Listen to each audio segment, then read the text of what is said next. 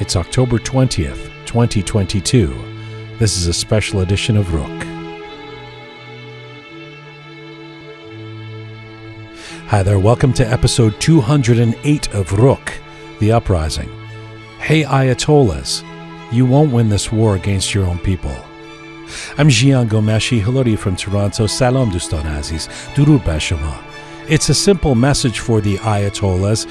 You won't win your war against the Iranian people. Those of us with family in and from Iran may have some extra pride and stake in wanting the finale to be near, but an objective case can be made here. Everyone knows it's only a matter of time. You see, your days will end and your brutal reign will be over, and at this point, one will be hard-pressed to find anyone who can make a cogent argument for your survival. It may not be tomorrow. Your murderous tactics that are now finally being discovered worldwide may delay the inevitable, but get ready, because Ayatollahs, you won't win your war against the Iranian people. And look, don't take it from me. I'm an Iranian kid who grew up in the West, now sitting in front of a microphone in Canada. No, better to take this from voices closer to your ears and eyes. Surely they're more credible and convincing. Shall we make a short list? Take it from the brave women right now walking in the city streets in Iran without wearing your mandatory hijab. There's no turning the clock back on those courageous souls. Take it from kids who are putting their lives on the line to get rid of you. A new generation armed with a lack of fear. The same ones you open fire on with live ammunition in places like Sanandaj and Zahedan. Take it from the world-class writers and artists and poets and filmmakers that you've rounded up and sardined into the notorious Evin prison, only to terrorize them further with fires, gunshots, and bombs inside. Their works will never be silenced. Take it from the teenage girl students who flouted strict rules and chased an adult male superintendent out of their schoolyard. Take it from oil workers and their sisters and brothers in other fields beginning to walk off the job and close businesses to oppose you. Take it from the friends and supporters of independent journalist Hussein Ronaghi, who you picked up and detained and tortured, and who's not been seen from or heard from this week. A nation will remember what you've done. Take it from the families and friends and compatriots of all those innocent lives you've stolen, including the victims of Flight 752 and of the protesters in Alban, and on, families and supporters who will not rest until there is justice. Never forget, never forgive. Hey Ayatollahs, you won't win this war against your own people. Take it from the young musician who wrote a simple song that's become our international anthem. Baraya in hame, baraya ghair tekrari. Take it from the resilient dear souls of Kurdistan who won't stand for you or anyone suppressing them anymore. Take it from all those who refuse to let your agents and lobbyists and proxies set the narrative in the West any longer for free. Oh, there will be a price to pay. Take it from an entire planet that's now familiar with the name Mahsa Amini. Say her name, Mahsa Amini. Hey Ayatollahs, you won't win the war against your own people. And if all that's not enough, take it from the academic textbooks that have long identified the conditions for successful revolutions. Here's some. 1. Mass discontent resulting in local uprisings. Check. 2. Dissident elites with skills and education. Check. 3. Powerful motivations that cut across class lines. This time, check. 4. Severe crisis including economic depression that will lead to worker strikes and military defections increasingly. Check. 5. An international context that serves to dissuade other nations from intervening to prevent a revolutionary movement. Pretty much check. You see, no matter how much you deflect, detain, deter, and destroy, history is not on your side. The autumn of 2022 is officially turning the tide forever. It may take time, but it's inevitable. Oh no, Ayatollahs, you will not win the war against your own Iranian people.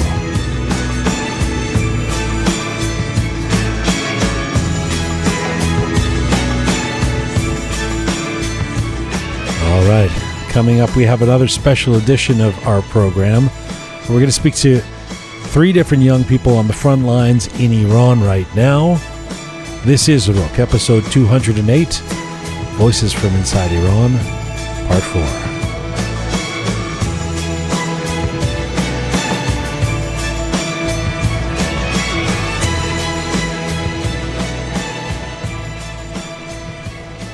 All right, here we go. In the Roqe studio, I'm Jian. Hello, Pega. Hello. And Shaya. Hello. Hi, Azizam. Hi. The Uprising Roqe on-air team is assembled again.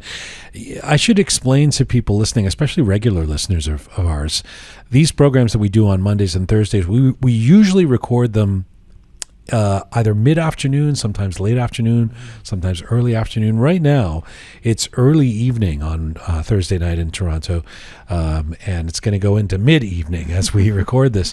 And that is because we have spent most of the day trying to get people on the line from Iran. We've been committed to this series we've been doing on Thursdays, which is Voices Inside Iran, which has been so powerful even for us, let alone the nice reaction we get from the audience. But just talking to protesters, young people on the front lines in Iran, people describing what's going on. We've had someone in Rasht, in Mashhad, and a lot of people in Tehran. But with each week, we were just talking about this before we hit the air here. With each week, it's getting more and more difficult because of the internet crackdowns, because of what the regime is trying to do in terms of disabling people's ability to communicate. And so today, we thought, like as of, 9 a.m. this morning, I think we had 5 people lined up. And right now, we're hoping over the course of the show to get 3 of them. We have somebody named Behgol in Shiraz. We have Bardia, we're calling him Bardia in Tehran, and Sami, who has been on with us once before, also in Tehran. If we can get them. I mean, it's been on and off all day. Shai has been, this is your entire day. You've been sitting there. Yes, I mean, it's interesting. Like they say, yes, we are ready, and then they will disappear for like couple hours and waiting to messages to deliver to them. And and we're switching from platform to platform, and we're trying not to identify where they are, and we're using different names, and so we reach out to them on Telegram, and they go, I'm here, and then next minute Telegram's gone. I could find a guy in Sistan, Balochistan, and he said, I will do it, and then I couldn't find him anymore. So and Roham had somebody in Tehran that we now, as of this morning, said, I'm good, and now we can't get in touch with her. There's reports that the lowest level of connectivity is at 5% in the country. I mean, that's... you can feel it. You can feel. Imagine the difference between this and 3 weeks. Exactly. I mean, they were saying at that time, they've cut the internet and all that, but you can feel the severity of it increase week to week in real time. I mean, most Iranians in the diaspora will be familiar with this because it's becoming increasingly hard to get in touch with family and friends. But for us, it's very apparent, and it's so hit and miss. I mean, I miss my father, really, because you can't contact him. No, I mean, sometimes we can some like texts to each other, but like a video call, it's been a while that I think I'm curious when we talk to Sami if we can get him, because he was one of the ones that was saying he has a connection to get VPNs, and so they must be using VPNs, and then the authorities knock them and get rid of them, and they have to use new ones. And the problem is there's no consistency. That's the thing. I mean, like anyone else, I have family back home, and with my aunt, for example, we have like these regular weekly calls, and over the course of the last 5 weeks, it's been so hit or miss. I mean, sometimes we'll be able to get a hold of her, other times the messages won't get delivered. Like Shai is saying, we're switching from platform to platform, so it's that inconsistency, I think, that's causing the most amount of stress. So do stick around if you're listening. We're very I'm quite what do I say, proud of, but enamored of these voices that we hear from Iran, and we figured out this ability to be able to bring them to you each Thursday. So if the last 3 Thursdays have been any indication, this is going to be powerful again, but we just have to. So Shaya, we'll start talking, and whenever we've got Behgol, I'll let you let us know, because you're just start now. Start getting her in Shiraz. With these episodes, we've been catching up each few days when we do an episode on what's happened in the preceding few days. There's a couple of things I wanted to talk about that.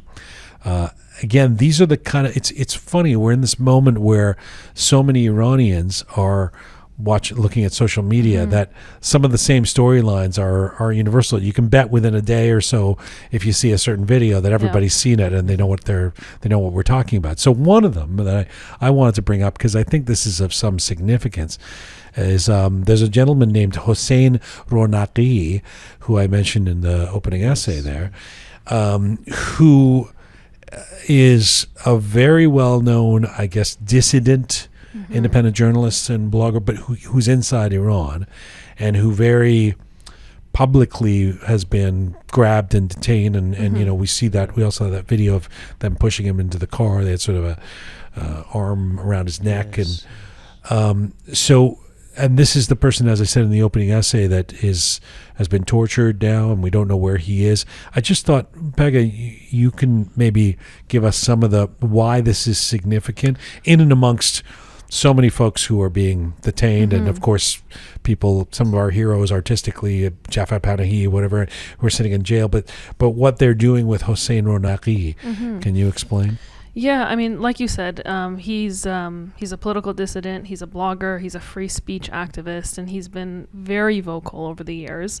I think he started gaining popularity around the 2009 Green Movement, and right around when he started gaining popularity, he started also being imprisoned. So he was, he was actually originally sentenced to 15 years in prison back in 2009, I believe, following some of the writings that he did in regards to the crime of writing. Yes. Yeah, exactly.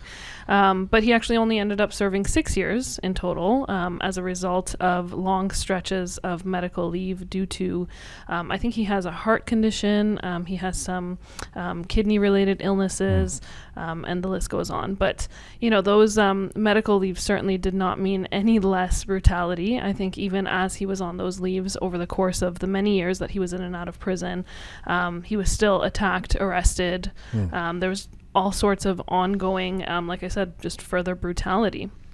And that was, you know, stretching between 2009 all the way up to 2015, I think. And then most recently, he actually published an article in the Wall Street Journal, and that was published October 12th of 2021. And in that article, it was actually titled, "The Western Media Aren't Telling You the Truth About Iran." Yes. And so in that article, he basically criticized the Western media and emphasized on why the Western media is failing the Iranian people by constantly denying or rather overlooking the reality of what Iran is really like. Right. And I will just quote a line from him in that article because I found it so moving. He said, "Writing this could land me back in prison, but if that's the price for giving a voice to the voiceless, it will be worth it." And sure enough, he was prophetic. In fact. Yes, he's now back in prison. Yeah. Well, February 23rd of 2022, he originally disappeared for a couple of days. Then it was confirmed that he was arrested, and he was then released on bail March 2nd. And he continued to be the voice of the voiceless, like he said himself. And then again, he published an article, again with the Wall Street Journal, in May of 2022. And he titled it, "Iran Jailed Me for My Last Op-Ed." And I mean, you know, rightly so, obviously. And so he continued to, you know, as he said, be the voice of the voiceless. And I mean, it's a story that we all know too well. So, you know, what that video that you were referring to that we've all seen is just kind of the last of this chronicle of brutality and attack on this individual who, you know, his only crime was writing. Yeah.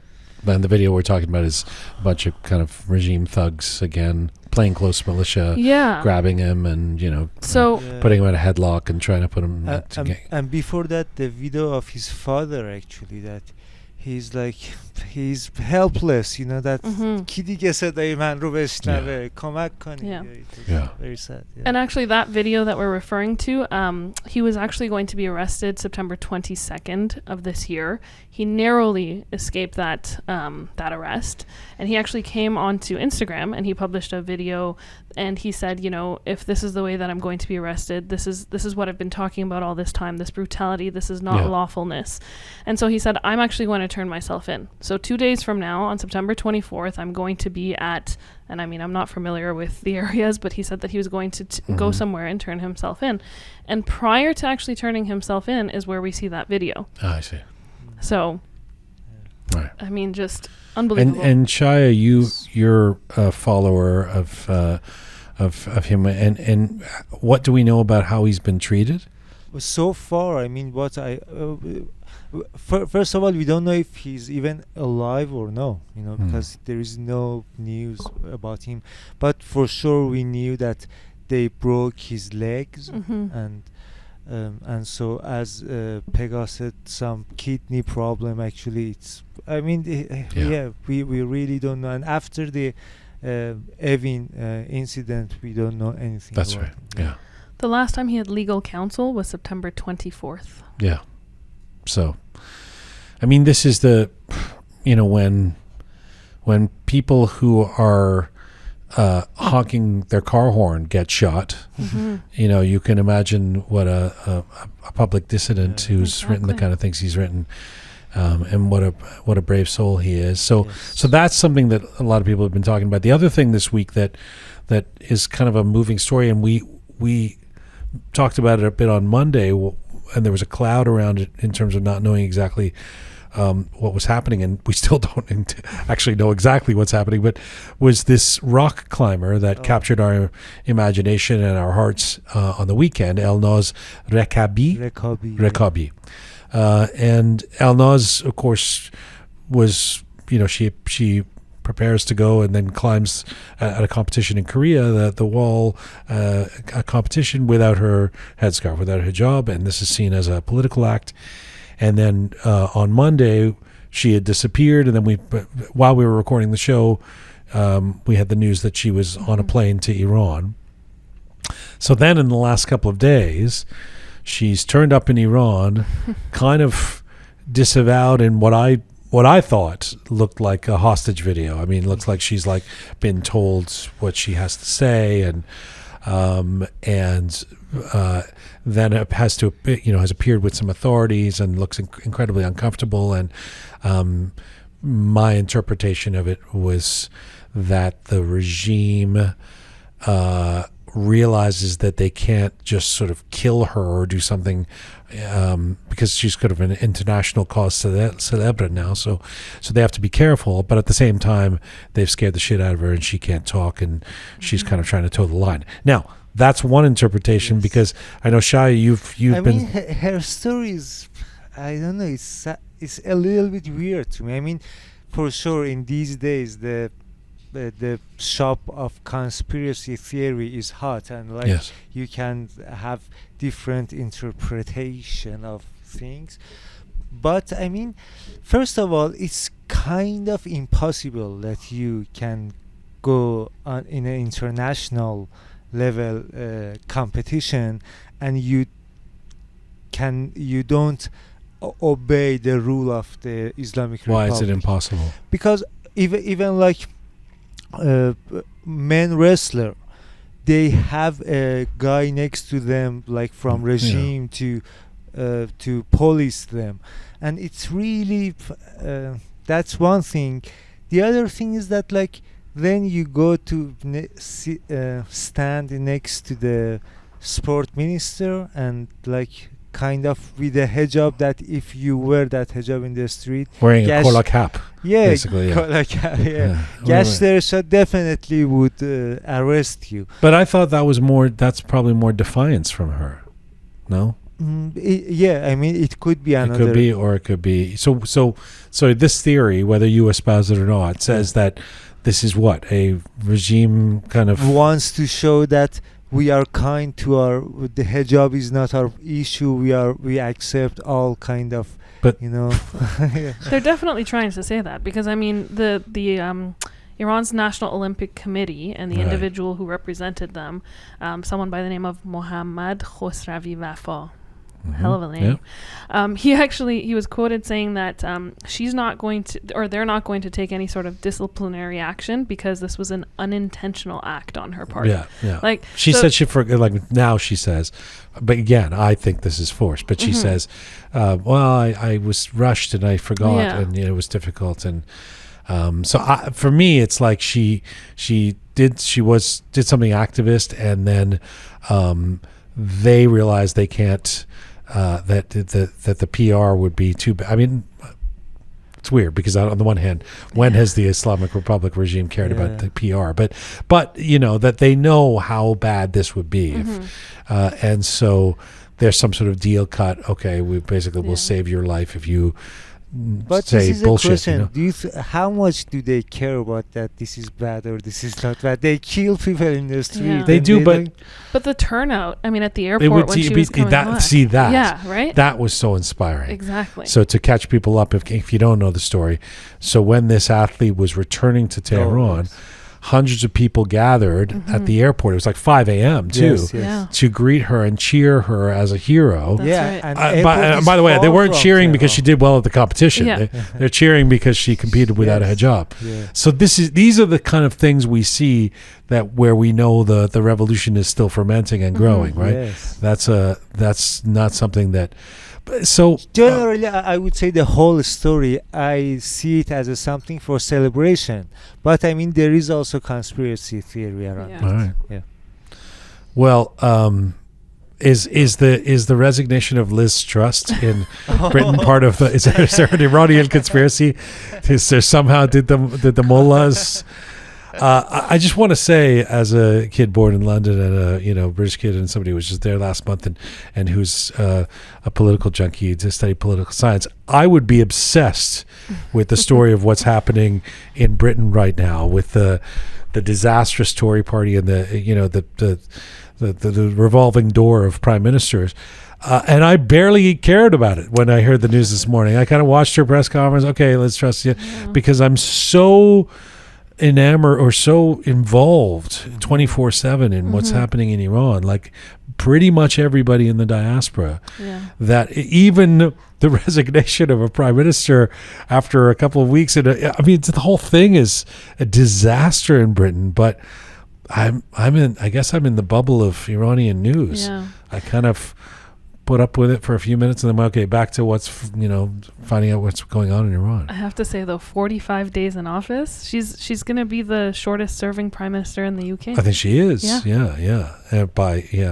And incredibly unpopular. But the whole thing has been, I mean, it goes back 3 prime ministers. That Britain's politics are a mess, I think, and I don't even know how they're climbing out of this. Look, that's for our version of Roqe that's about the British diaspora. But if this were normal times and we had a couple of Roqe guests coming on, I would probably spend the first 15 minutes just talking about the situation in England because it's so interesting to me. But it's almost feels irrelevant. Everything feels irrelevant when they're shooting kids in Iran. Listen, one thing I want to say before we get to any luck, by the way. Actually, Behgol, she's almost ready, but I think we have just 1 minute later. So let me use this time to say that this Saturday, so the day after tomorrow, well, depending on when you're listening to this, right now it's Thursday night for us, but Saturday, October 22nd, yesterday, if you're listening to this on Sunday, is a global day of action. I mean, I don't know how many people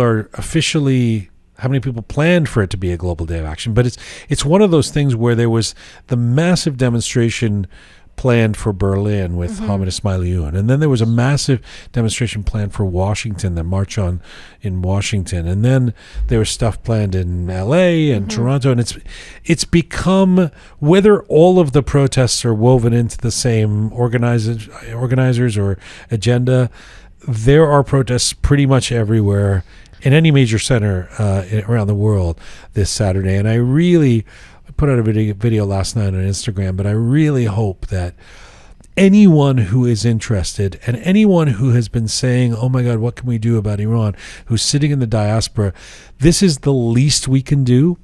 Hit the streets on Saturday. I would never tell people inside Iran what they're supposed to do in terms of hitting the streets, but I can say this in the diaspora. Let's get out there. Let's get out there. If you're in Toronto, if you're listening to us here, Queen's Park at 2:30 p.m. I know things are happening in Winnipeg, in Vancouver, in Montreal, in Sacramento, in Kansas City, in New York, all over Oslo, Budapest. Istanbul, Dublin, Istanbul. Right. So this is, and it is interesting because I got a few text messages the last few days from people who are a little more organized, a little more involved in the politics of these kind of demonstrations. And so somebody's saying, well, I didn't want to go to this one because it's being planned by this person, and this one is with a group that I disagree with.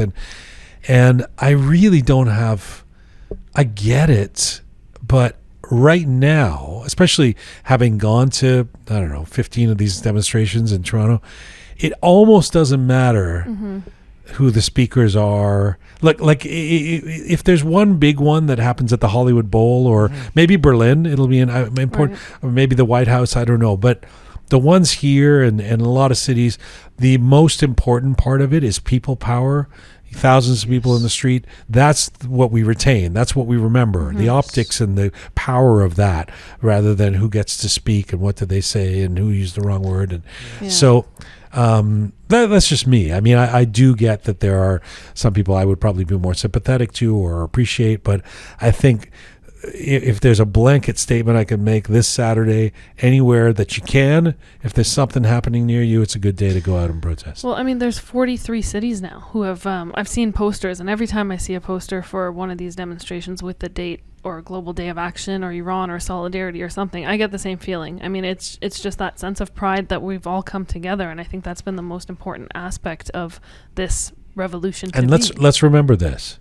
We've now done a number of shows where we've spoken to people on the front lines in Iran. I'll ask them again today. I'll ask the guests we have on.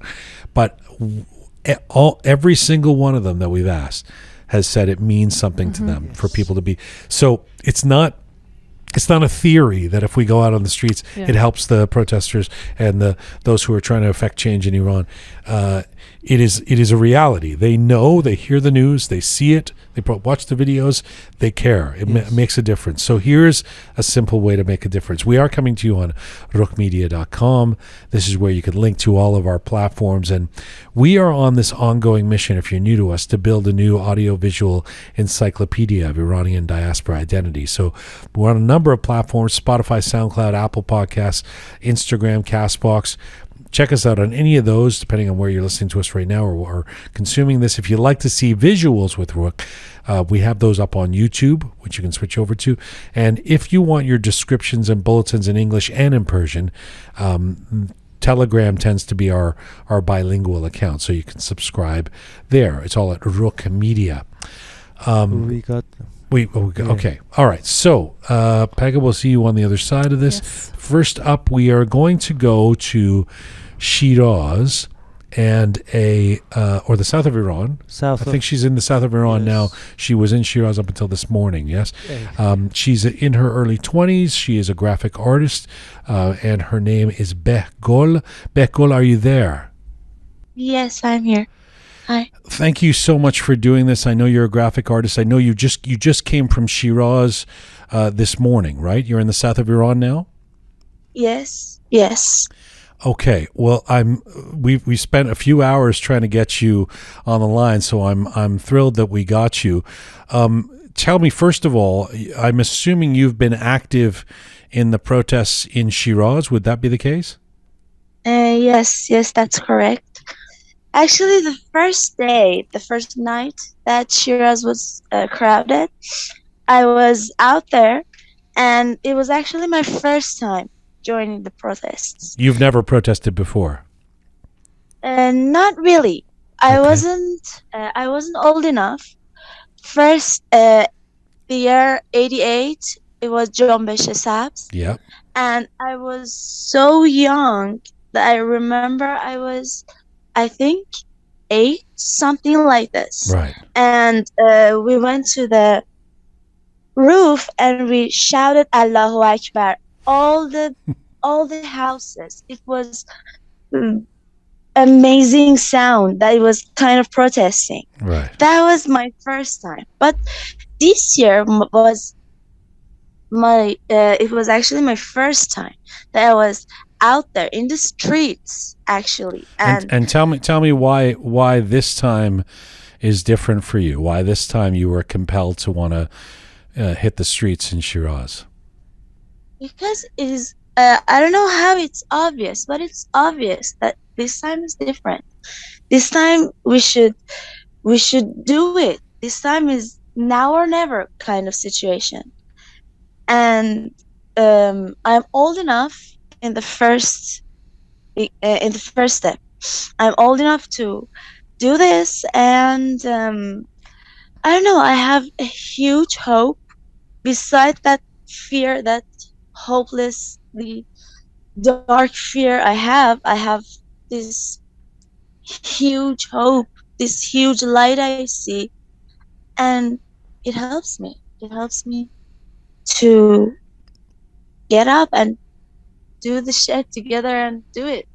Talking to you, hearing your voice right now gives me, and I'm sure many people who are listening, a hope, because obviously we vacillate between being horrified by some of the news coming out of Iran in terms of the crackdown by the regime, and then the hope of people like yourself who keep going out there. So first of all, do you feel like in the last week or so, are you feeling like there's still as much energy and as much interest in the protest movement as there was in the first couple of weeks? Many of us are afraid that it's going to be crushed by this regime, even though we believe this is the time. But what is your perspective?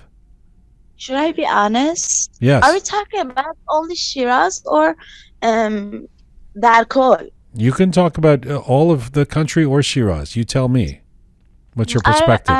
The thing I see in social media about the whole country, every day in this last month, every fucking day it's crowded. Every day.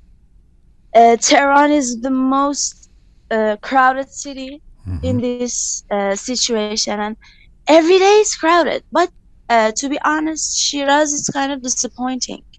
I think the year 98, Aban of 98, Shiraz has the most killed Yes. نسبت به its population. Yes. And I think a lot of families are being threatened and are being watched, because day by day I see less people in the street. But I only talk about Shiraz because I only see the streets of Shiraz in my own eyes. But the videos I see, the whole country is crowded. So But Shiraz when is you not. when you more recently, like in the last couple of weeks, when you go out in Shiraz, we should note, you're absolutely right. That was one of the epicenters of Alban. So there was a lot there's a lot of recent memories of a horrible crackdown that happened. But Yes, that said, yes, I mean, Shiraz is a very big city. So it when you go out, are you saying that you don't see people protesting, or just less than what you imagine it to be in other places? Let me create the picture of the streets for you. It's a lot of people just waiting for one person, only one person, to say something, to say Magbar dictator, to say Zan Zendegi Azadi. When one person say, everybody answer. But for example, there's 100 of people and there is thousands of cops. There is thousands of morality police. There's thousands of, what do you call lebas shah? A plainclothes militia, plainclothes Yeah. military, yeah.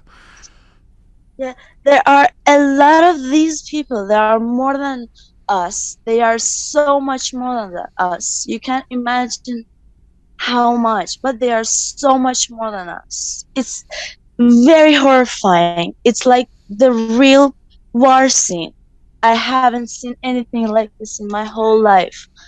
The first night I went out there, there was a lot of tear gas. There was a lot of tear gas in my lungs, and I couldn't eat anything for 2 whole days. There's actually a real war scene. You can't imagine how horrifying it is. And there are a lot more than us.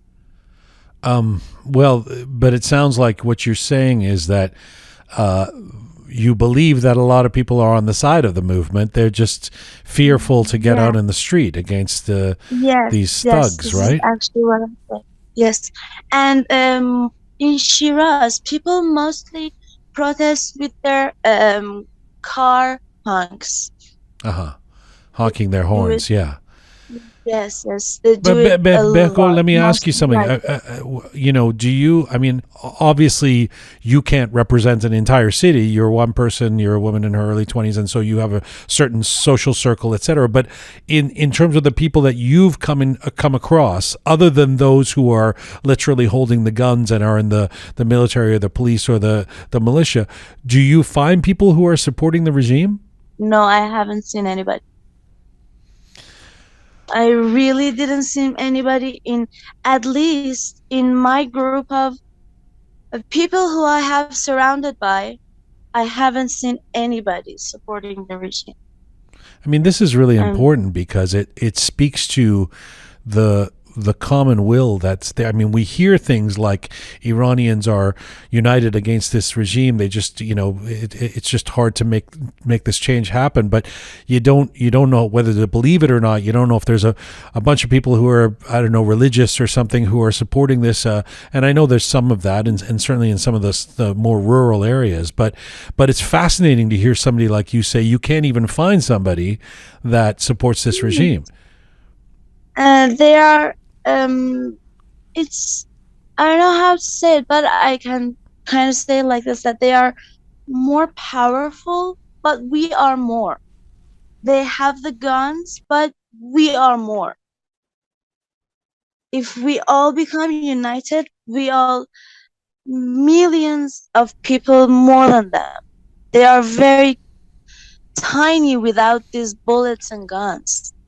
They can't do anything. If they hadn't had these guns, they haven't had the guts to come in the streets and have an eye contact, even have an eye contact with us.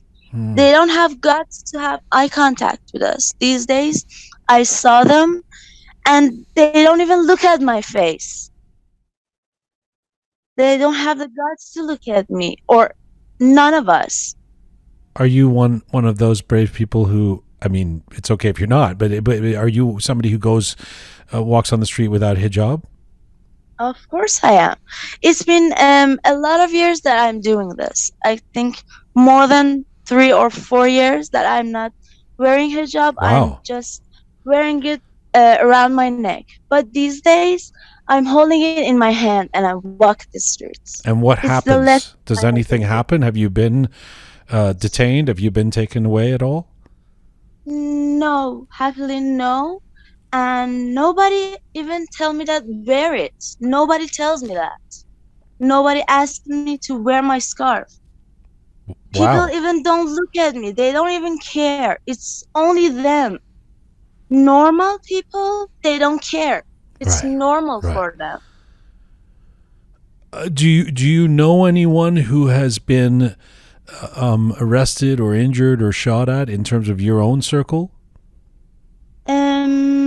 I only have one of my friend of mine told me that his friend got shooted in the ankle, and she, I don't know what she want to do. I found her a doctor, but she tells me that she has more important stuff to do in this moment. I don't know what does she mean, but this is the answer she told me. She was shot in the ankle. When you talk about the fact that there's so many more of the army or the police or whatever you want to call the thugs out there than there are you guys protesters, tell me about the conversation you have with yourself about why you go out there knowing the risks that you're taking. I think my blood, I'm not any different than the people who are dying right now in this exact moment. I have no difference with them. They are fighting for freedom. I'm fighting for freedom. And we are all one. As I said before, if we come all united, we are very much more than them.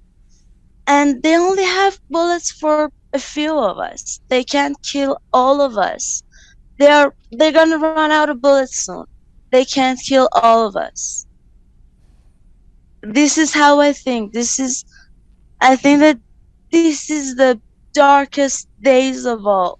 We must end it, or this darkness is gonna eat us all, and there is no life here if we're not gonna be.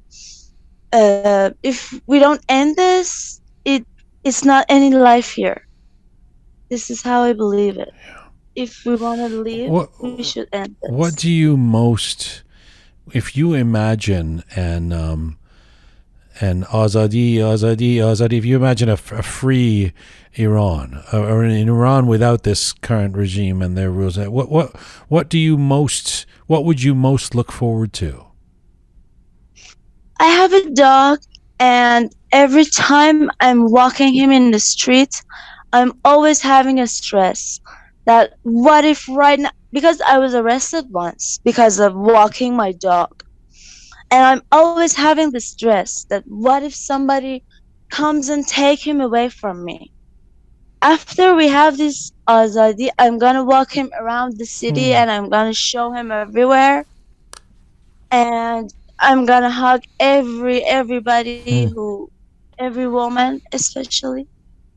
It's gonna be so much different. We have a lot of things to do. You know, as somebody who has a dog myself, I'm so, I'm quite in love with what you just said. What a beautiful thing to say. But having said that, do you know how insane it sounds for somebody who's sitting in the West to hear that someone's desire, someone's putting their life on the line so that she's able to walk her dog? It is just so, it's, For me, it's even insane for us here. It's yeah, sure insane for you. It's obviously insane for you. yeah.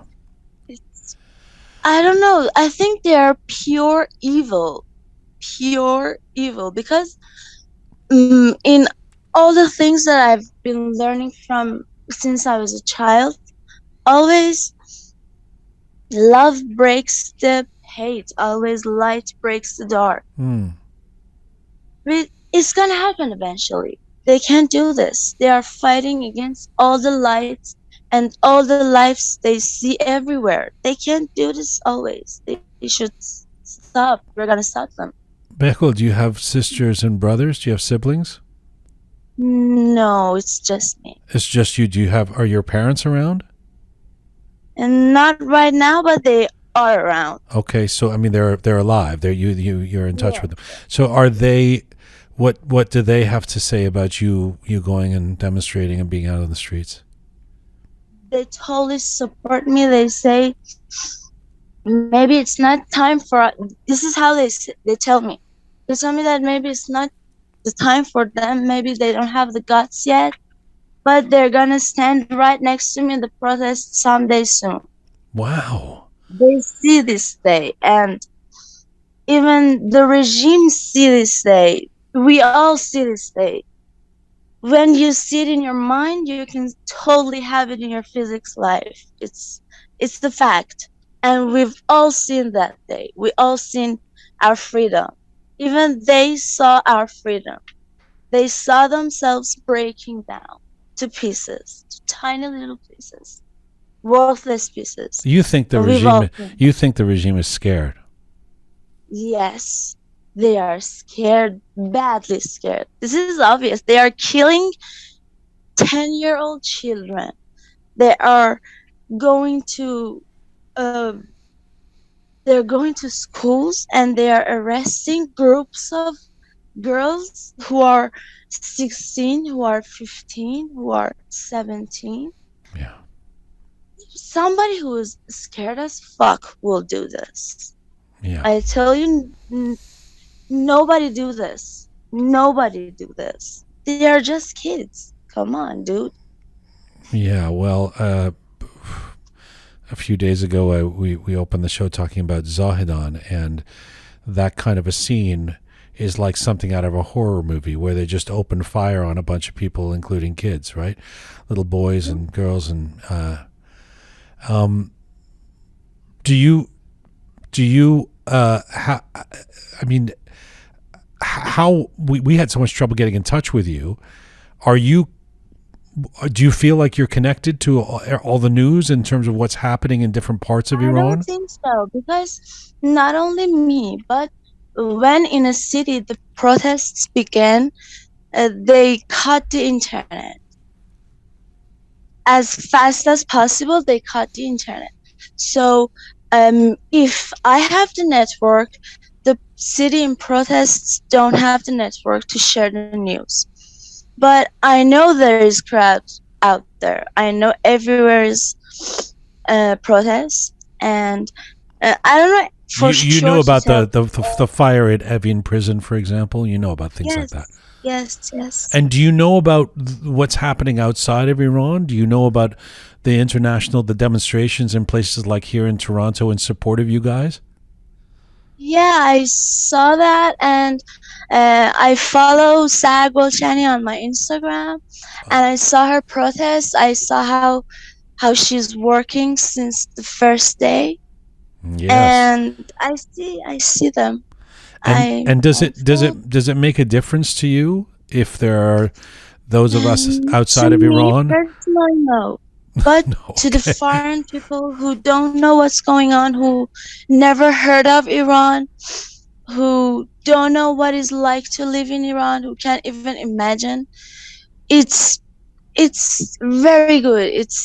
It's helping us to connect, somehow connect with them, and let them know how we are living these days. And the frequency and the energy comes up. The Everybody mostly are talking about Iran these days, so we are getting braver when we hear, for example, somebody support us in that call. It doesn't change a lot, but in our hearts, hearing that somebody is supporting us is giving us a lot of courage. That's good. That's good to know. That gives us. We know our job. Our job is to do what we can to support you guys, and we're so in awe of what you do. Do you have a plan for? Do you know what's going to happen in the coming days? I mean, do you guys, are you organized, or do you just kind of go out? A couple of Um, weeks ago, when we were talking to somebody, she said at this point she just goes out on the streets and finds protests. I mean, how organized yeah, is the movement? it's not really organized because um I don't know why exactly. I don't know, but it's not really it's not really like that. We go out, we see the crowd, we protest, we say زن آزادی for like 10 minutes, and then thousands of morality polices surround us, and they throw tear gas, and immediately we are متفرق, and Yeah. it's finished. Again, somewhere else for 10 minutes. But it's good. It's good that we don't let other people to feel that it's normal these days. These days are not normal. This is a revolution. Revolution is not normal. It's war. We shouldn't let people feel normal these days. And Behgol, the final question to you, and again, I thank you for. By the way, I think it must be what is it like? It's like 3 a.m. there or something, right? I really appreciate Yeah, this. So 20 minutes. I mean, we spent all day trying to get in touch with you, so it's normal hours here, but thank you for doing this. You talked earlier about how you were super young when the Green Movement happened in Hash the Hash in 2009. Now, of course, Yeah. you're very, very old. But but do you see? We've heard so much about these brave teenagers and kids out there. Have you witnessed that? And can you share any stories about about what's inspired you in terms of the bravery of people who are even younger than you? I can't say anything. I really ستایش adore them. Adore them. The tiny kids, they are like my role model. I look at them, and again, that courage that I was talking about, it goes to my heart. but you know how human is. It wants freedom. We have freedom in level 4. We can see level 5 and we want level 5. This is how human brain works. Sure. And we are in level minus 10, I think. We want a lot of this. We deserve a lot more than this. Iran is a great country. It has great artists. It has great doctors. It is amazing. It has great views, and we don't really deserve this. This is how I see it, and this is what we need to do right now. This is what we are assigned to do in this life. I think these years we are chosen to do this, and we should do this. Because it doesn't happen every day. Revolutions doesn't happen every day. No. Behgol, I can't thank you enough for taking the time. I hope we'll be able to talk to you again, and I really hope you take care of yourself. And I thank you for everybody that you inspire. We should be alive and see them die one by one. Take care of yourself, okay? Okay, you too. Thank you so much. Bye-bye. Good night.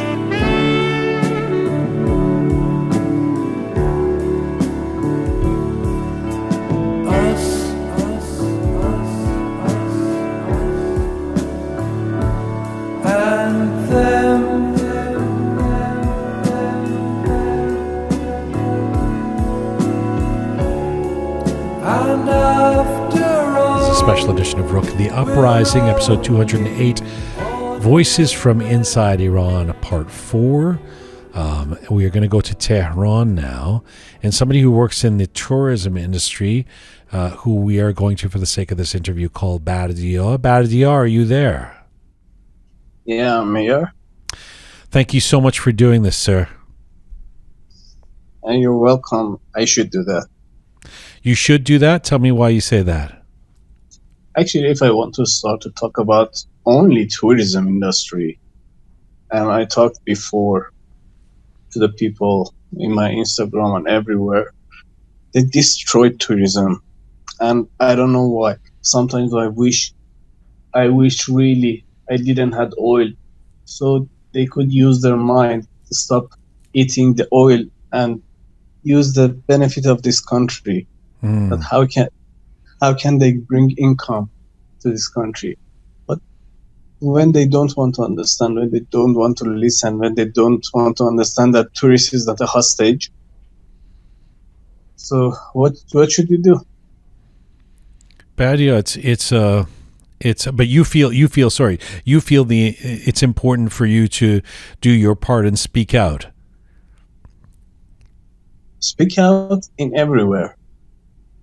Okay. We should speak everywhere. Let me start by asking you about, obviously this is this latest uprising or revolution, many are calling it. It's been about a month now, a little over a month, and there's certainly been ups and downs. How are you feeling today about what is happening in Iran in terms of the revolution?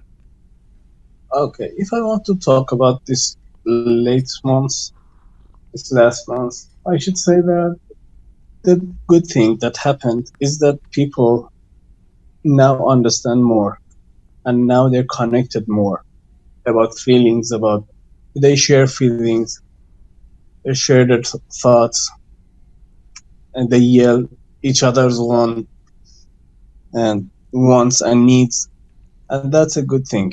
I never seen this kind of people being together before. And I should say that this one, I think everything going to be different. This one, it should be different because people are different.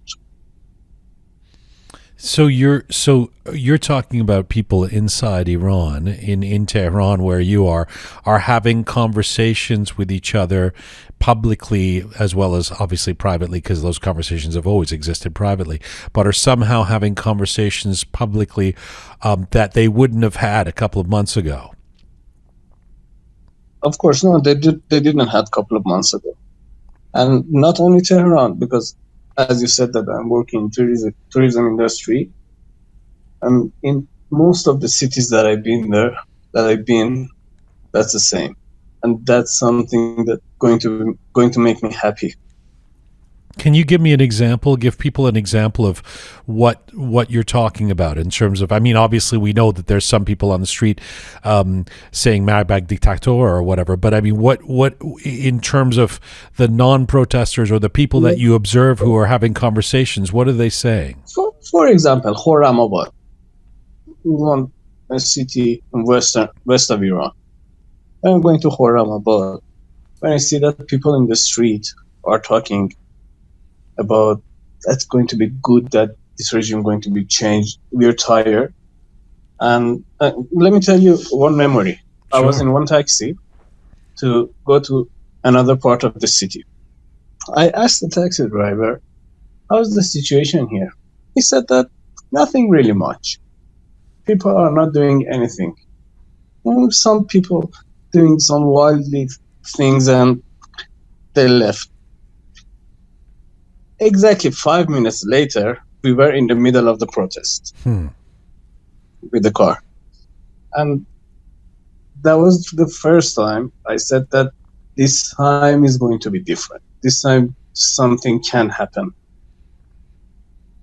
Because in Khorramabad, I never expect something to happen. That was an example. If I'm going to the east of Iran, for example, I've been in Tus. People were talked a lot about this. Some people that waxing the shoes also, they're talking about this. And that's the thing that everyone in Iran are talking. So people are changing.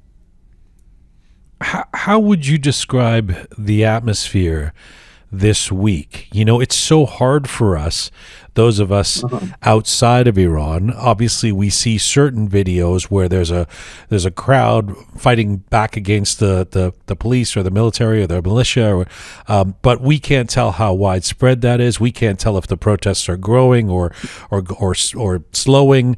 What is your sense of where things are at this week? Look, protests, this kind of protest, at the first I said that to my friend, if it's going to last around 2 months, it will never end. And we are already in the half of that. Sometimes it's weaker, it's not, the volume is low, but sometimes it's higher, but it's never stopped. For example, yesterday, it was not a lot. Maybe I expected more. It was not a lot, but it was something. And I'm sure in 3 days, it will be more. The good thing is that it will never going to be stopped. Sometimes it's less, sometimes it's more. But now it's a main issue of every person that I see. You are confident that this is not going to stop, it sounds like. Maybe it's going to be stopped. But if this one is not going to be happen, the next one, it will be. Right. It's a matter of time. Yeah, exactly. What is your personal experience in terms of the demonstrations or the protests? Do you know people who've been detained? Have you been on the front lines? Do you see the youth of the protesters? Can you describe what you've witnessed, especially in recent days? Yeah. About my friends, let me tell you something. Hussein Ronaghi was one of my friends. And he came to my house several times. We talked. And yeah, this is one of my famous friends that's been arrested again. But in the street, Yeah, I saw that they shot. I saw that they moved towards the people, and people didn't do anything. I saw that with my own eyes, that we didn't do anything. They suddenly attacked us. I saw that we sometimes, yeah, we start to say something like my bad dictator or something like this. They will attack, they will shoot us, they will arrest a lot. I saw that with my own eyes. They beat someone near to death. And I saw one Russian into the street, that he was in Iran as a tourist. Mm-hmm. I saw that. And near Spinas Palace, Spinas Hotel in Keshavarz Boulevard. I saw that he was filming near the hotel, and I don't know if he died or not. I don't think that he died, because if he died, everyone would know that. But I saw that he was beaten nearly to death. Wow. Yeah. The funny thing was that person speaks Russian. But Right. I don't know, they are blind, they are deaf, or what happened to them. They are drugged. They didn't even listen to his language. That was something that was really shocked me.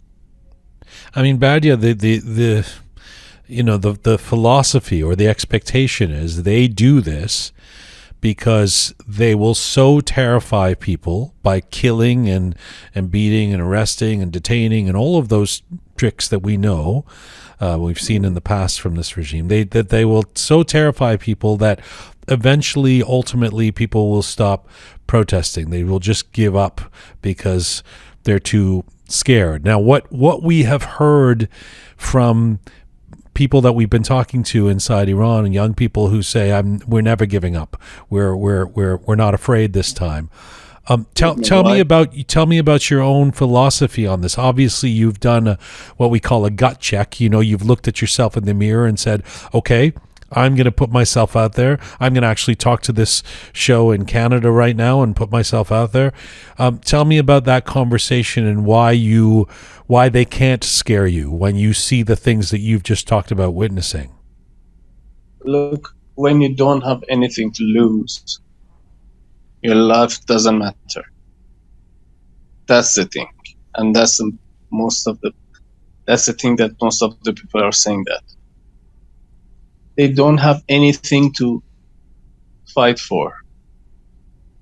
So why they should leave? At least they have one thing, it's their blood. They are ready to give it. Maybe another generation can live. That's the situation right now. I saw that when they start to shoot, some people are hiding, but some people are not.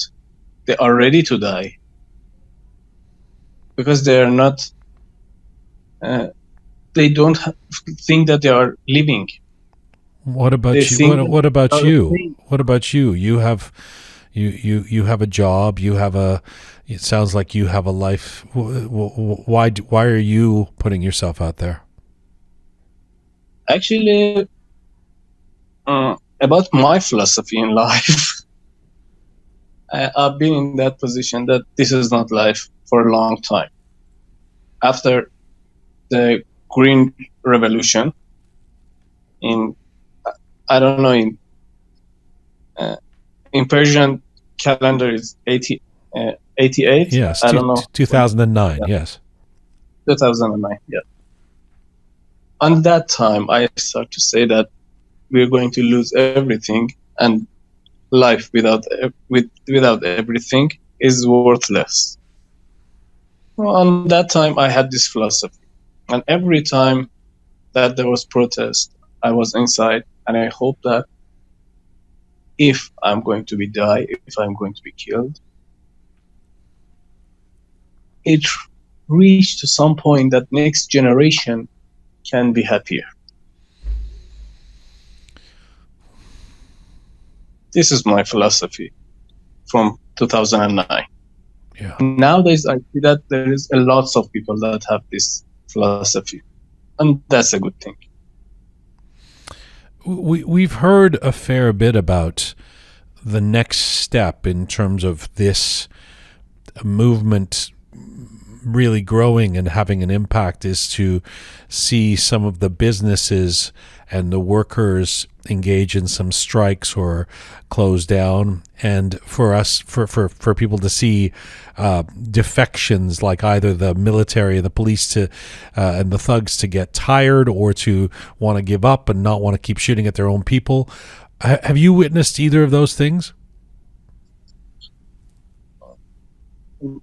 Pardon, I didn't get that. The person who doesn't want to close their shop or something like this? Yeah, how much have you witnessed a desire to go on strike or create those kind of economic conditions that further strangle the regime? Look, there is one sentence is really familiar in Iran right now. Who is silenced right now? I don't say that everyone come to the street. No. Some people have fear. Some people, maybe they think that they love this life. But when we see that some people are completely silent, we can say that we are sure about that. They have something to use from this government. If it's not, they are not happy. When you see that someone is happy in Iran and someone is protecting or someone is completely silent, it means that this government helps him. So now we have only two ways. The people, the most of the people, that they are really tired of this government, or some small amount of people, that they are connected somehow to the government and the life is working with them. So in this situation, I always said that whoever doesn't close their shop, whoever doesn't do anything, should be somehow connected to the government. And in your travels and in your experiences, what percentage, I mean, off the top of your head, I know you can't do this scientifically, but how many folks do you run into who say, what's the problem? Life is great here in Iran. Actually, zero. Actually, one person, one taxi driver, only. Only one taxi driver defend the government. And what did he say, or she? That was he. Okay. He said that why people make this mess into the street? Why they should do such a thing like that? And then I understand that where he live, and I understand that, from the village that he lived, the government sent some money to there. I understand that because of another person that I talked, but that was only one person. In last months, only one person. What has I mean, I guess the regime and supporters would like to send a message that it's business as usual. Life is normal in Iran right now. I would suspect that the tourism industry, I'm not going to say specifically what it is that you do, we don't want to identify you, but in general terms, that the tourist industry would not be flourishing right now. What have you noticed in terms of your own business? In terms of my own business, I said that when they shut the airplane, I said that why you did that. When what do you call barjam in English? JCPOA, yeah. When we always said that, please keep the nuclear deal, they didn't listen to that. Because when we had the nuclear deal, I should say that about the tourism, Iran started to explode. I didn't have time to wash my clothes.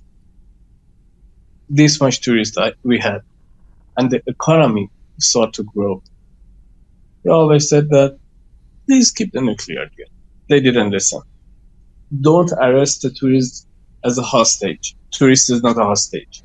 They did that. Don't shut the airplane. They did that. So why people should come to Iran? And So are people still coming to Iran? I mean, who would go on holiday in Iran right now? Do you still have people coming? In these days, we have Russians. Okay. And one time I saw before this month, one time I saw one group from Spain. That's it. On that time, at least I had, I told you, I never had time to wash my clothes. I was full with tourism from England and Australia. Right. Yeah, I can't see how that's going to be while this regime stays after this. If the revolution doesn't happen anytime soon, I can't see how tourism is going to flourish again with this regime in power. Not only tourism. If you think about the Turkey, they saved their country with tourism. Yes. It's next to us. The problem is that the government that we have is the colony of the people with the lowest IQ and lowest EQ possible in Iran. They don't understand. They have delay to understand. Right. For example, after 3 months, some mullah will come to say that we think they want us. They want to destroy the whole regime. Come on! At the first day we said that they have delayed. Right. Really, they have problems. Right. We know that there's obviously we're well aware of the internet crackdown and the communications crackdown because it's becoming more and more. It's becoming harder and harder each week for us to be able to get in contact with people in Iran to do these interviews. How much information is getting out there to people that you run into in Tehran or in the other cities? I mean, is everyone still aware of everything that's going on? Was everybody aware of that horrible incident in Evin on the weekend? Does that information travel, or does the crackdown mean there are some people who are literally in the dark who don't know what's going on? Let me tell you the example for the last week. In Instagram, from the first, no one was in Instagram. They tried to find some proxies and VPNs. It's become better somehow, but in last week, they destroyed all of the lines that people could connect. Actually, my brother is making VPN for me, and they destroyed all of his servers. So actually, people cannot send anything in my Instagram. People that are not here. Right. People who sometimes show some activities, they are lost. I cannot find them in internet. And when I call them, they said that we cannot connect. We don't have internet. We don't have good VPN. But doesn't that make it harder to organize then in terms of action and protests and whatever? No, it doesn't make any difference. Nowadays, people start to act like the revolution in 1978. They use the paper. They use the paper in the street. Yeah, the there were revolutions before the internet. It's true. Yes, exactly. They start to use that, and the good thing is that people learn how they should do. They learn from the past. So when there was no internet, how people made revolution, they're doing the same. The good thing is that there are smart people against dumb people. And the bad thing is that the dumb people has a weapon, but the smart people doesn't have anything to defend. Right. Although there's millions of smart people, it would seem, versus a small group of dumb people, and to use your analogy. And so the hope is that the small group can be overtaken eventually. I have to ask you, I'm so grateful for the time you're giving us. Thank you for doing this, and I'm grateful that our line hasn't dropped while we've been doing this today. People will be hearing this in a few hours. People are listening around the world. You know, we go on these demonstrations and we put things on Instagram and we sign petitions and we hope that somehow we're making a difference for you guys. I mean, we're doing what we do to try and support the people in Iran like yourself who are on the front lines of trying to create this change. Can I ask you, does it make a difference to you when you hear about the demonstrations outside of Iran, when you hear about people trying about the demonstration outside of Iran, you can see that with the behavior of, for example, American president, that when they are killing us into the street, he said that we want to make nuclear deal with Iran. Now he said that we don't care about the nuclear deal. Yes. Of course, the movement outside of Iran and the help that they can hear our voice can put pressure into their government. And it will help us. At least we know that when they buy, for example, tear gas from England, now everyone knows that the tear gas that they use against Iranian protester came from England. So England now cannot sell easily to them. That's a good thing. At least it's one step forward. Right on, brother. Right on. Absolutely. Well, I thank you for everything that for your being so open and talking to us and taking the time and I really hope that you stay safe in the midst of your involvement yourself. Thank you, and I hope if I didn't stay safe, at least next generation can taste the life. Bardia, thank you so much for this. Take care. Welcome. You too. Thank you for your time. Bye-bye. Bye-bye.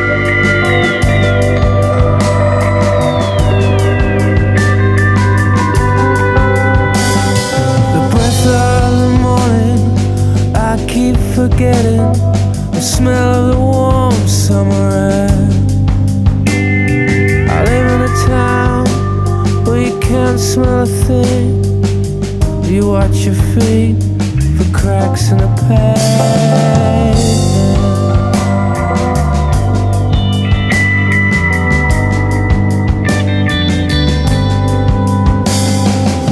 Up above, aliens hover, making home movies for the folks back home.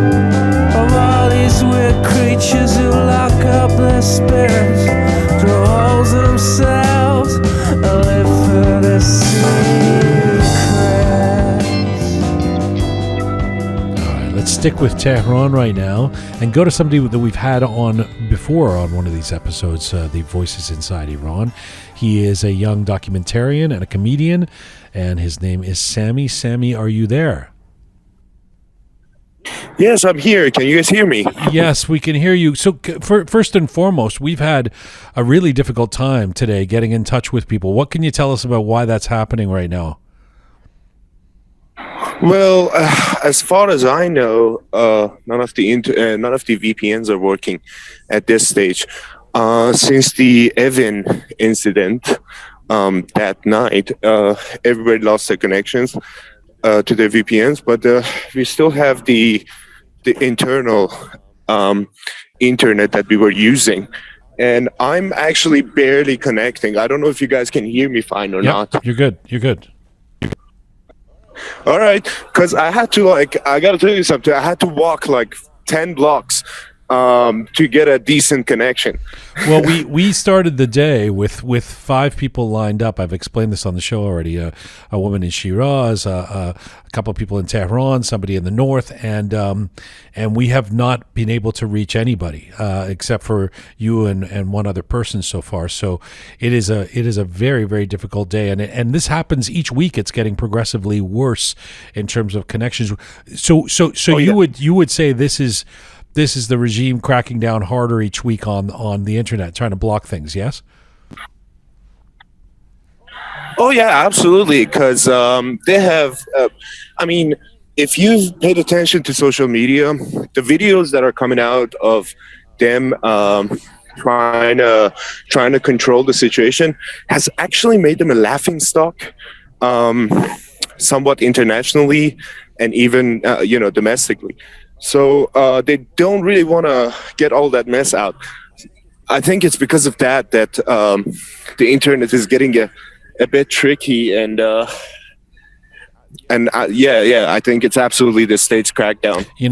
Something I want to talk about on Monday's show is that we've been in touch with a couple of people who were talking about the fact that these internet crackdowns and blackouts and this doesn't just affect the democracy movement, if you will, in terms of organizing and people who are dealing with wanting to protest or fight for human rights, etc.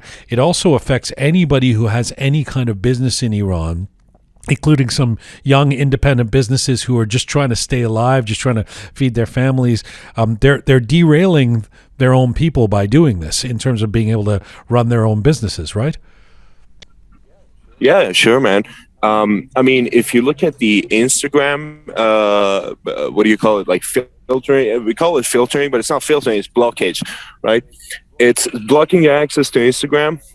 It was estimated that 10 million jobs have been lost. I don't know if that figure is correct or not, but this is the figure that the state media have released. And I don't know why they released, because right. It seems quite a a thing fishy, to be proud of. 10 Yeah, million. yeah. We've derailed 10 million jobs. Yeah. Yeah, if that's the estimate that they're giving, I mean, just picture what the real estimate would be. Well, whatever it is, it's a lot. It's a lot. We were talking to somebody. It's a lot of people, man. We were talking to somebody who's got a female-run business in health, and it's an independent business, and her, the internet is integral to part of it, and she's had to, for now, not pay her employees or have difficult doing that. I mean, it's a difficult mess, even though they're all supportive, of course, of the movement, but that these internet crackdowns, we have to think about further than just the movement in terms of how they affect people. So Sami, I'm cognizant of the fact that I'm lucky to have you, and we might lose you. What can you tell us about how things, what you've witnessed in the last week since we last spoke to you, and in the intervening time, we've had the Evin situation. We've had obviously more word of more deaths and arrests, and the arrest of a very popular, famous independent journalist and blogger. Tell me what you've witnessed in the last week. Oh, are you talking about Hussein Ronaghi, right? Yes. Yeah. Well, as far as I know, but I mean, I've been experiencing the internet, blockage and all that, all the same as the rest of the people that are living in this country. So I've been, in a bit of a radio silence lately, and it's irking me a little bit. And I've been trying to get in touch with people who know what is going on. Based on some of the news that I've heard, they've been detaining students, and I'm not talking about university students. I'm talking about the high schoolers, whoever they suspected that might have been part of the movement. I think they've so far, I think they've detained about 100. That's the estimate figure that I have, 100 high school students. I think in one of the cities in Iran. And but don't quote me on that, because these are really rough estimates. You really don't know what to trust these days. Also, based on the way that it is progressing at this stage, you see a lot more. I mean, if I want to explain to you how it's been going, I have to explain it in couple different sections. The first section is on the on the anti-protest forces. You see a lot more of the undercover Basiji and Sepahi forces within people, and it kind of feels like the Nazi Germany, where you felt like everybody could have been a spy. It kind of feels like North Korea every time you go out.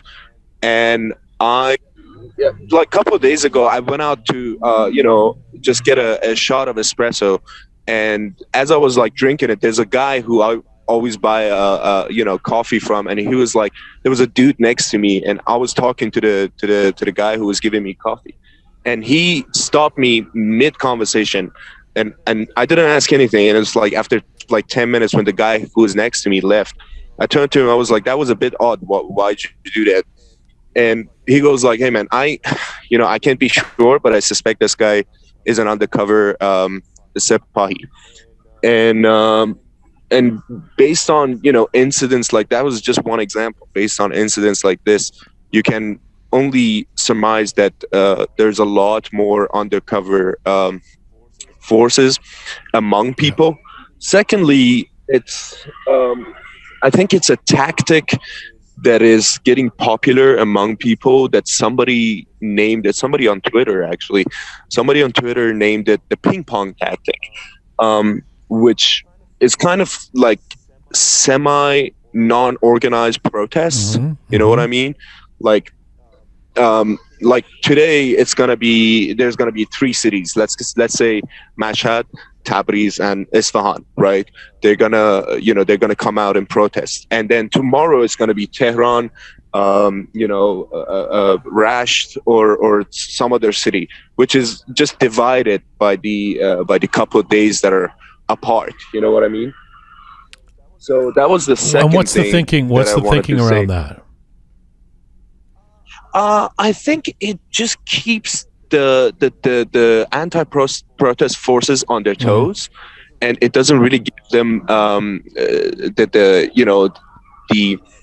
space to actually recover from the protests and all that. And I was talking to somebody the other day, and he was telling me that even the simple fact that they're coming out is good enough, because they have like these heavy armors around them, and they're standing in the street corners from, let's say, noon to midnight. Right. That's going to be taxing.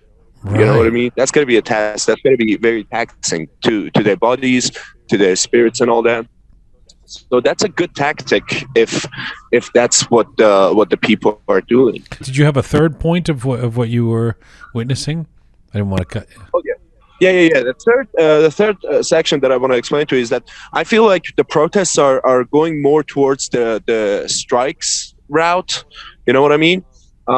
It's more people just refusing to work in refineries, in what do you call them? I don't know the English word for this one, but the fulad industries. You know what I mean? And in those industries are crucial, and it's a chain event that is making its way to capital, because I've heard from some cities. I've called a couple of friends that I have in different cities, and I've asked them about the gas station and the gas prices. So far, the gas prices have not gone up, but there are talks about gas prices going up. But secondly, the accessibility and the gas stations having gas is there's like a bit of a with getting transferred the petrol and the gas and all that, right? So I think that's the route that the protests are taking at this point. So there's a couple of different feelings that we're getting from in terms of the news that's filtering out to us from, or even being directly told to us from inside Iran. And it's hard to talk about Iran as a monolith, as you know. You know, earlier this week I was talking about Zahedan and Sanandaj and how, you know, that's a very different situation from being where you are in Tehran, for example. But if we can speak in broad generalizations, we have a team member here who has friends and family in Mashhad, and she was saying she's talked to a couple of friends and they're, or been able to get in touch with a couple of them and they're saying there's not a lot going on in Mashhad. They're kind of depressed about that. It doesn't seem like there's a lot happening. But on the other hand, it's you know, it's hard to day trade when it comes to revolutions. It's not, you know, you don't have to see the results every single day, and we're just 4 days removed from Evin, that situation, which was devastating and horrific to hear about, and we still don't know all the information. But part of what was shockingly, I don't want to use the word inspiring, but was wild, was to see all of these people from Tehran drive to Evin to somehow hear the information or support or do what they could. And then we have the crowd that turned up for the rock climber who returned, you know. So I mean, there's all these elements we're seeing of things are still going on and growing, but at the same time we're hearing reports that the streets are more empty because of the crackdown. So what is your vibe when I say all of that? Well, I think there's I think some part of that is true and some part of that is correct. But first of all, I'm in Tehran, right? Tehran is a very big city. Just because I open the doors to my apartment and I don't see any protests, it doesn't mean it's not happening in other parts of the city. So that's the first thing that you have to keep in mind. Second, I think it's more widely spread throughout the city and in smaller pockets at this stage. And that's why you don't really see them. For example, I don't know how familiar you are with the Tehran terrain, you know, but there's a place called the Ekbatan Towers, you know, and those people are protesting every night, right? But just because Ekbatan is built like a maze, you know, you can easily just get, you know, just run away from the anti-protest police forces there. But other parts of the city, people are getting more cautious because there has been a lot of arrests. And what is absolutely taking a toll on our mental health at this stage is that we don't know how many arrests have been made, right? And every time you open the state media, they just come up with a new bullshit, just bullshit after bullshit, and you just get infuriated every time you look at that.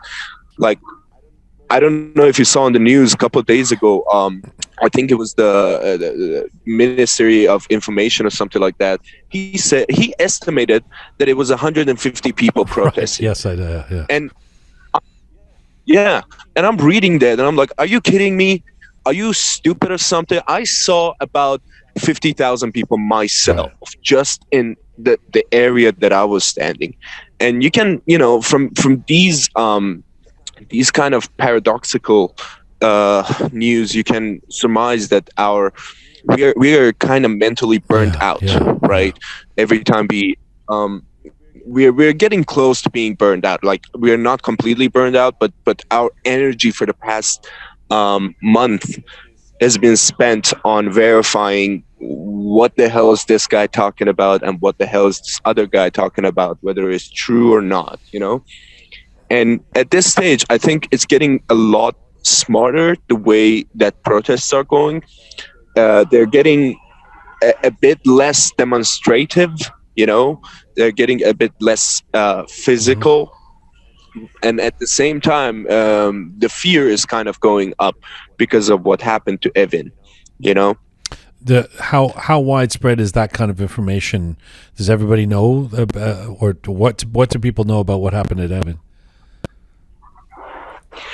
See, that's a tricky one, because that one actually brought me to tears, because when Evin was happening, I tried to get to the Evin prison from where I'm staying, but unfortunately, Evin prison is on the east side of the city, and I'm living on the west side of the city, and I couldn't get there. But I really didn't.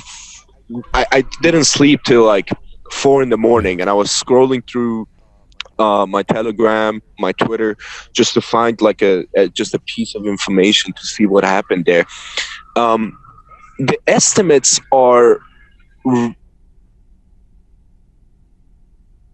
Okay. We kind of felt like that might happen. So right now we've lost Sami, but we'll just stick on we'll stay here and see what if he comes back. And the state media has claimed that 8 people died so far.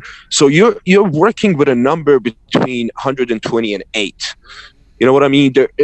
Your guess is as good as mine at this stage.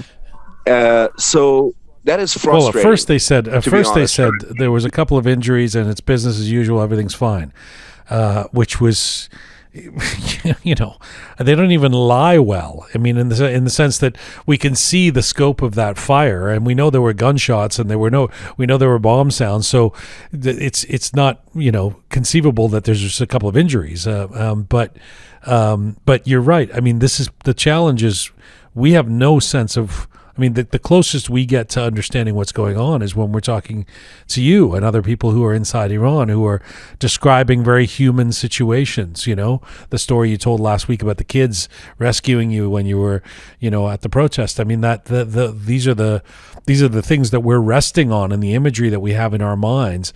We just had a guest on before you who was saying that he believes that no matter what. I mean, and a lot of people are saying this in the context of, say, women who are going out bravely without a headscarf, without a hijab, without a rusari. But he was also saying he feels like no matter what happens in the last month, the goalposts have been moved in terms of the nature of the conversations that people are having with each other publicly, that he doesn't think these conversations wouldn't even happen 2 months ago. Is that something that you're witnessing?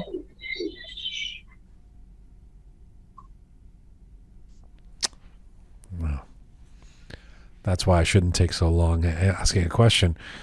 Let's see once again if Sami. Sorry, Jian, can you hear me? There. Are you back?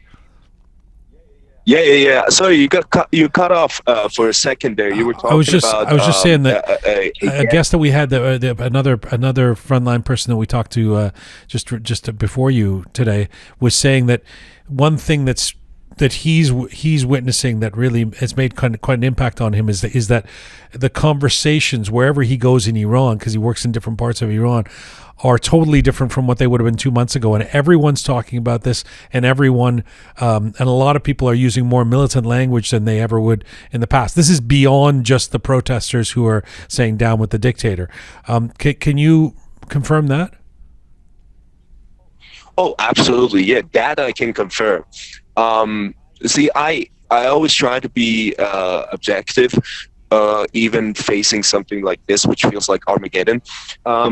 And to be honest with you, your former guest told you the thing that you heard from him is absolutely true, because people's ideas of freedom has changed somehow in the past 30 days, right?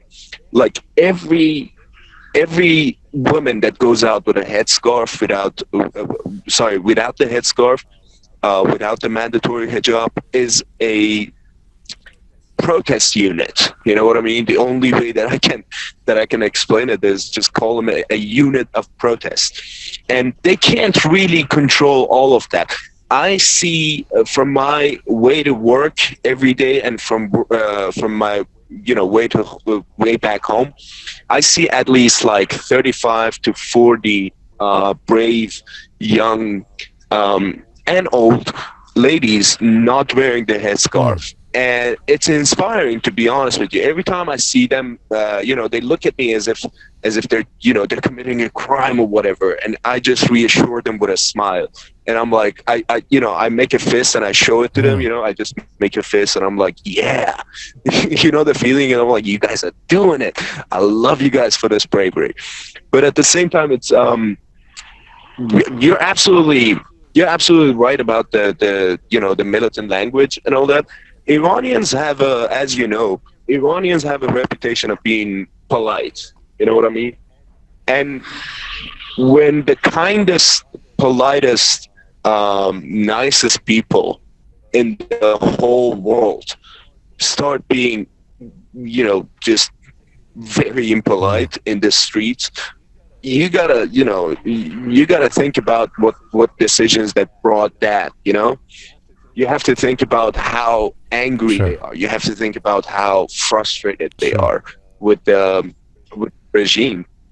Has your own level of fear or your level of decision making around what you're willing to do or not do, and how daring you're going to be, has it changed in the last couple of weeks? Not really. Not, to be honest with you.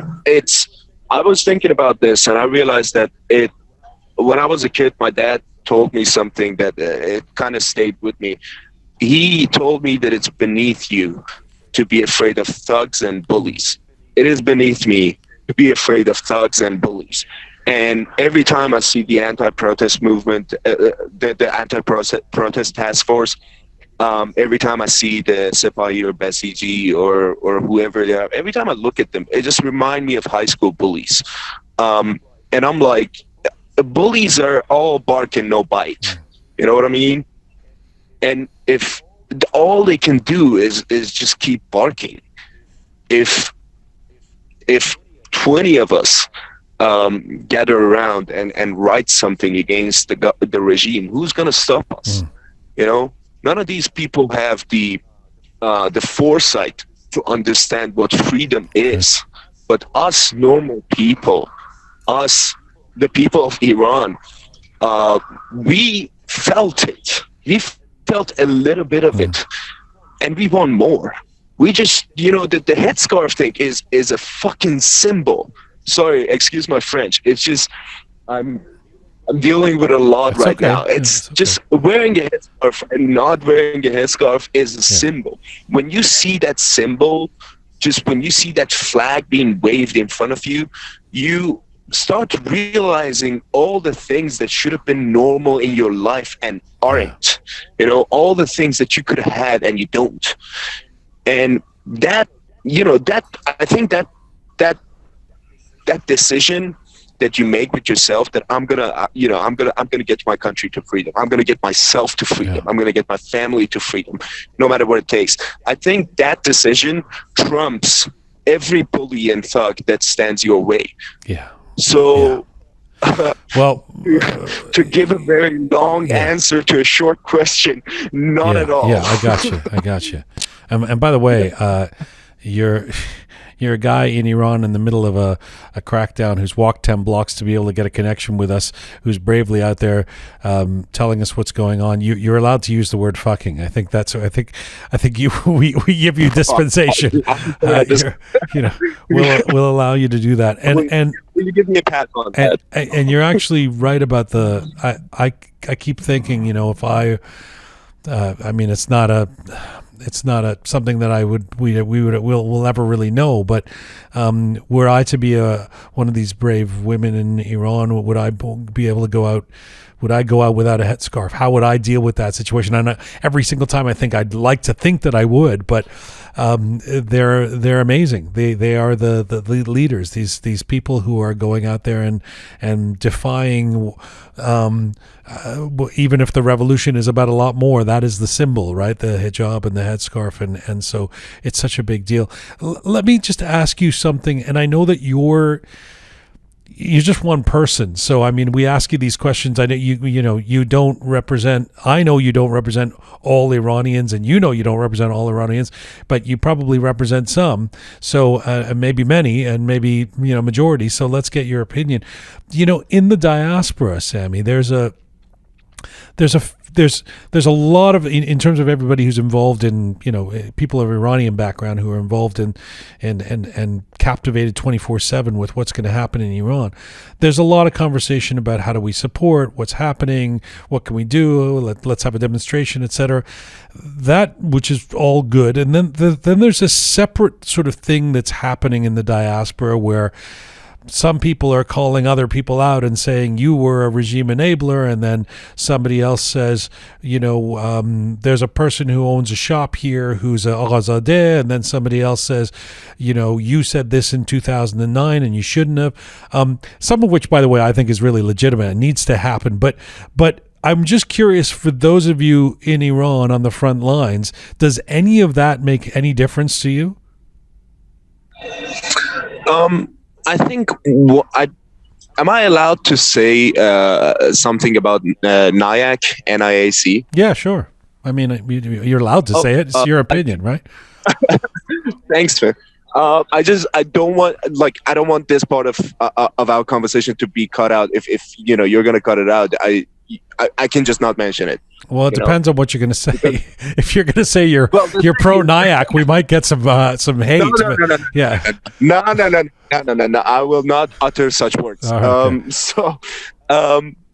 What I'm going to say is that one thing that Iranians inside Iran have really focused on, and it, with the information that came to light, was NIAC, right? Mm-hmm. And after, I think, 10 years or something, we recently just realized that NIAC is the one who's been silencing our voices and in many occasions softening our messages.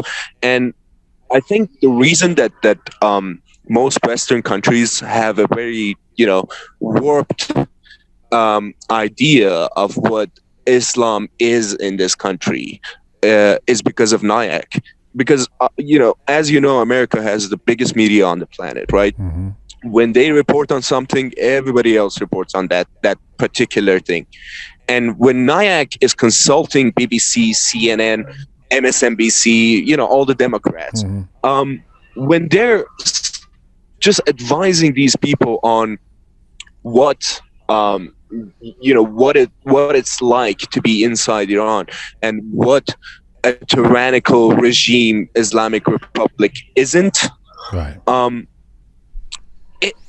It really infuriated a lot of us when we realized that we did the demonstrations in 2009 and 2010. We did demonstrations 3 years ago, and none of it got out. Nobody heard our voices. We were infuriated, and it was a question that we long didn't have an answer for. And we realized that for the longest time, we didn't know why nobody's supporting us. And this time around, when even Kim Kardashian is, posting about Iran, right. even Balenciaga, which is just another brand, when they're archiving all of their posts and posting just one thing that says Zan Zendegi Azadi, women, life, freedom. When that happens, we realize, wow, okay, the scope of the thing that we're doing right now is beyond NIAC, right? Yes. But I would say that there are people who knew what was happening in 2019 and what was happening certainly with the Green Movement, and we've talked about those things certainly on this show. But yes, you're right. There's a filter that the quote unquote official voices of the Iranian diaspora things have gone through that. But it's the reason I asked the question is because one of the, I don't know if it's a defense that these same people use, but one of the things that gets said is, the young people in Iran are on the front lines and they're dying and they're fighting. They don't care about these stupid squabbles about whether NIAC is a thing or not a thing and whether we should support them. You're saying you do actually. It makes a difference even in Iran. Oh, dude, yeah. Yes. I mean, we have all of the kind Iranians in diaspora to thank for these information, such as yourself. But thanks to you guys, now we know who NIAC is, and now we know how we've been betrayed for the past, let's say 12 years. And these information really make a difference. Like, we stopped supporting. I mean, I don't know if you saw that Iranian actress Mahnaz Afshar in Berlin protests, right? People kicked her out of the crowd because we remember. We remember what happened to us. We remember who was behind everything. And I think people like to say that our memory is short and our fear is our anger is it lasts long. But I think it's the other way around. We do get angry, but we get angry in increments, right? But this time, I think in these protests, Iranian people have proved that their memory isn't that short either. They remember things that happened like 15 years ago, and they're kicking out actors and singers and all that out of their group. But to some extent, it works. You know what I mean? You shouldn't just go around accusing everybody of being like an apologist or something like that. But to a certain extent, as long as it's Nyack, that obvious, you know what I mean? Like a situation that. As long as we do have to say that there are people who have been, that there are people who have been targeted as being associated with Nyack and stuff, who have said that they have no association, and so there's a danger that obviously in these situations that people can be smeared unfairly and stuff. So you obviously you're aware of that, but yeah, no, that's really, it's very interesting to hear that you guys are aware of all of these debates that are happening here. So before I let you go, I mean, I'm thrilled that the line lasted this long, the connection, I should say. What do you know that this Saturday is going to be a massive global day of action around the world? There's going to be demonstrations everywhere. How organized are things inside Iran right now? I mean, do you have a sense of what's going to happen vis-a-vis demonstrations or strikes or businesses closing or any kind of action in the next few days? Well, I think the news about the demonstrations, I think it's in Berlin, right? There's a big one in Berlin, but it's happening everywhere. It's happening. The Hamid. Well, it's kind of like the one that Hamid Esmailion gathered, but this one is also been organized by Hamid Esmailion, if I'm not mistaken. The Berlin one is, and then there's one in D.C. and Toronto and London, and some of them are associated with Hamid, some aren't. But yes, it's basically the whole world is going to be demonstrating on Saturday, I think. In the Iranian world, that is, the Iranian diaspora, yeah. Of course. I think the organization in Iran is a bit, scattered at this point because, internet is a big factor in getting people together. But we're trying, I think I've seen some people get back to the techniques of 1979. When they used to just hand out flyers. I've seen some people do that, and I'm like, this is so ineffective, man. Like, no, nobody's gotta know. This is 2022. Like you gotta get to the internet. The guy we had on before you, Bardia, said something similar as well. But we were just saying, I mean, revolutions did occur before the internet, dude. You can the flyers did work somehow at the Russian Revolution or even in Iran in 1979. Right? But the thing is that, like, if we try, I mean, me and some of the friends that I have that are programmers and they're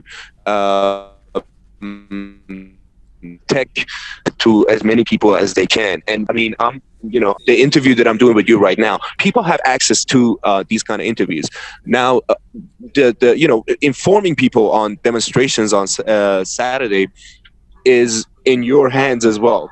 I mean, we're all doing all that we can to inform people on the demonstrations that are going to take place worldwide and trying to get them out. No, it wasn't the worldwide demonstrations that I was asking about. If you know what's going to happen in Tehran in the next few days, if you know of anything that's planned, or but I guess it's more day to day there. You can't really you can't really tell me.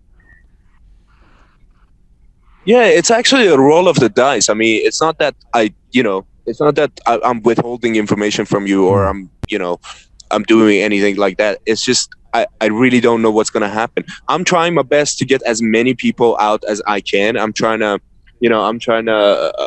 diffuse the fear that these people have as much as I can, and I'm trying to tell everybody that I know, all the people that participated in protests before this one, in demonstrations before this one. I'm trying to tell them that, like, if there's a lot of you, if there's like 1 million of you, there's nothing's going to happen. None of the Basiji or Sepai forces are going to touch you, and they don't dare, because if you have at least like 8 friends in the crowd, nobody's going to be able to detain you.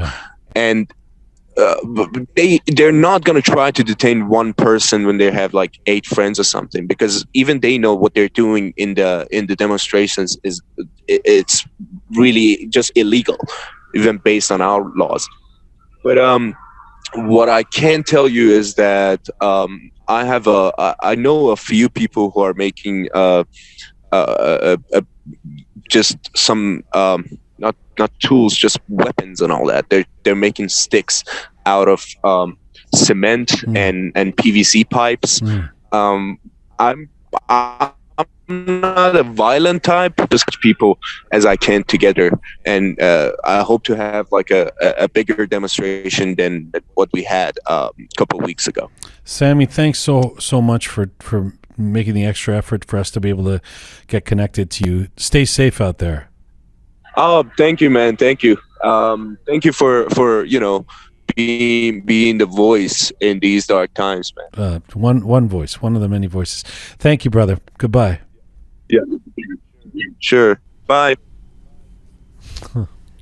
That's Sami in Tehran. Turn your microphone back on, Shia. Yes. Yeah. Well, it's interesting. Like each episode that we do with the voices inside Iran, the sound is getting worse. The sound is getting worse. Our ability to get them, but you got 3. You got 3 of them. I'm happy about that. Well, the other thing that I find is no amount of, this is for me personally, and not to disparage any of the amazing guests we've had on, especially recently, but no amount of impressive status, great talker, whatever, in the guests we have for our main shows is more powerful to me than talking to these people who are on the front lines in Iran. Yeah. I'm sure under different circumstances I'd feel differently, but that's all 3 of them again today. Yes. All 3 of them, they blow me away. Yeah. And Behgol from Shiraz in the beginning. I mean, she is.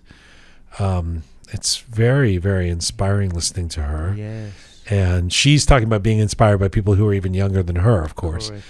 And that story, when I said, what do you want, or what is it what's your dream of if we had azadi now in Iran, all of a sudden you snap the fingers, and what's the first thing, what would you want to do? Then she says, I would want to walk my dog. Yeah. And that is just wow, right? I mean, and then I say, do you know how insane that sounds? And she says, even here it's insane. Yes. We are aware of how insane this is. I mean, it's funny because I know that that's not allowed in Iran. I mean, I'm not oblivious to that fact, but just hearing it in the midst of what's going on, and to hear that that's what someone would respond to, what would you do? What would be the first thing? That's the thing. That's the thing. We're so used to, activists in the context of the West, calling for these things that are can be, pushing the envelope too much or whatever it is. We really are talking about somebody who the people who just want to live their lives. Fuck, come on! Like, I want to walk my dog. Yeah. That says everything that you need to know about this regime. Everything. And I almost feel like sometimes it's maybe not us, but some of the activists make this too political. It's a lot more, you don't have to be, this doesn't have to be about political ideology. No. This is basic stuff. Yes. This is a repressive place, right? yes, it's beautiful. Yes, we love the culture, the food, and the mountains. You know, whatever. I mean, we get all that, but It's insane. and it's interesting that so many of them talk about, like, the metaphor is, I've woken up. You know, this is my chance. This is our chance. We've woken up, because the other option is just resignation. That I'm living in this cage. I'm going to live in a place where I can't walk my dog, where I can't comfortably hold the hand of my partner and walking down the street, or I can't be gay, or whatever it is, you know? Yeah. Speaking of we going out here gives them hope. Actually, I want to say that I remember in Green Movement, I was in Tehran, but I remember that seeing you guys came here out gave us hope. Yeah, I remember that. Yeah, that's nice to know, and I think it makes sense. You know, for someone like Behgol to know that there's. I want her to know there's hundreds of thousands of people, millions of us around the world, kind of cheering her on. You know. Yeah. All right. Big weekend. We'll see you guys at the protest on Saturday. For those of you in the Toronto area, there's a Dang Show benefit concert on Sunday. Yes. You guys are doing for proceeds are going where? To the PS 752 Justice organization. All right. So if you want to support that cause and also see the fabulous Dang Show, you can do that this Sunday in Toronto. Thank you to all of you for listening. Thanks to the amazing team who put this show together each week. Roham, Anahita, Parisa, Pega, Marathon, and Shaya. Thank you to all of you out there for supporting us and sharing our content. Please subscribe on any or all of our platforms if you haven't done so already. You can find me on Insta at Jian Ghomeshi. And as ever, Mizunbashi.